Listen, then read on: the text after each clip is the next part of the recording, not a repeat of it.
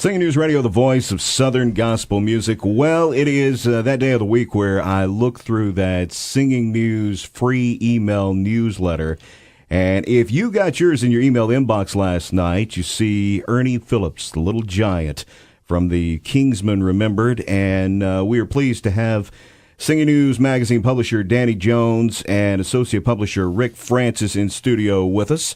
And they're going to talk just a little bit about Ernie, his impact on Southern gospel music, and the love that people have for him.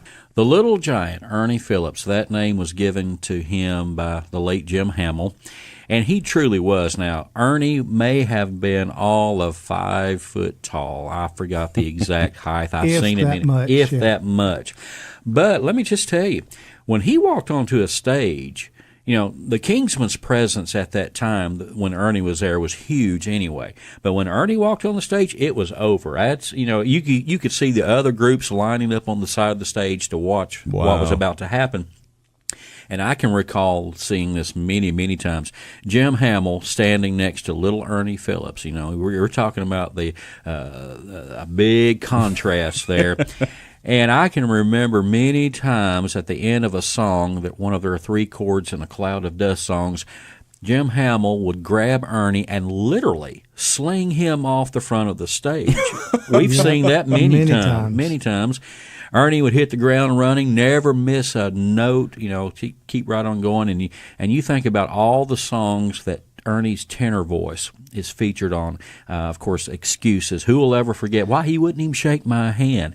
And then on the choruses of such songs as Shake Hands with a Poor Boy and Beautiful Home, and then his contributions to on the second verse of We Do Not Die. What a great song that was. And if you've ever heard the Chattanooga Live album, the Live at Tuscaloosa, of course, the Live Naturally album that was done in Illinois with Beautiful Home and Excuses, you know how important Ernie Phillips was to the Kingsmen sound.